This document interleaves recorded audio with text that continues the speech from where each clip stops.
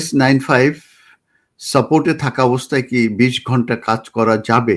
যদি কাজ করি তাহলে ভবিষ্যতে সাপোর্ট কি কোনো সমস্যা হবে? আমি স্টুডেন্ট ভিসায় ইউকেতে আসছি এবং আমার ইসিএস চেক পজিটিভ আছে। দেখুন এই যে আপনার সাপোর্টটা কিন্তু আপনার ইনকামের উপরে নির্ভর করবে। যখন আপনি এই সাপোর্টের জন্য এপ্লাই করেছেন তখন লম্বা একটা ফর্ম কমপ্লিট করেছেন, নাম্বার 1।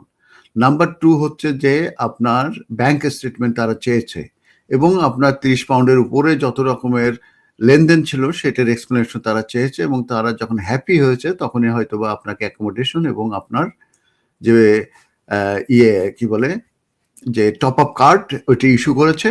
ওইখানে আপনার 49 পাউন্ড করে বোধহয় অ্যাডাল্ট আর বাচ্চাদের জন্য একটু কম, এইভাবে একটা মানি ফুল ফ্যামিলির জন্য একটা লামসাম আমি প্রত্যেক সপ্তাহে আপনি পাচ্ছেন। ওইটা টপ আপ করছে, এটা কিন্তু ক্যাশ মানি না।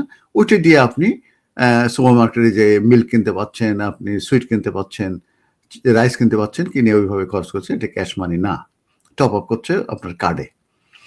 এখন কথা হচ্ছে যে আপনি যদি আবার দেখা যাচ্ছে যে ইনকাম করছেন তখন কিন্তু আপনার ডিসক্লোজের ব্যাপার আছে। তখন আপনি ডিসক্লোজ করলে ওরা কি পরিমাণ ইনকাম থাকলে আপনাকে দেবে না, এইটার কিন্তু ক্যালকুলেশন তাদের কাছে আছে এবং তারা জানে।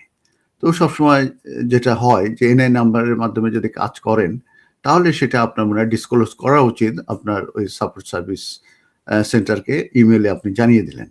তারপরে যদি তারা কম বেশি করে আপনাকে কিছু কমায় দেয় সেটা আপনার জন্য একটা ফেয়ার হবে।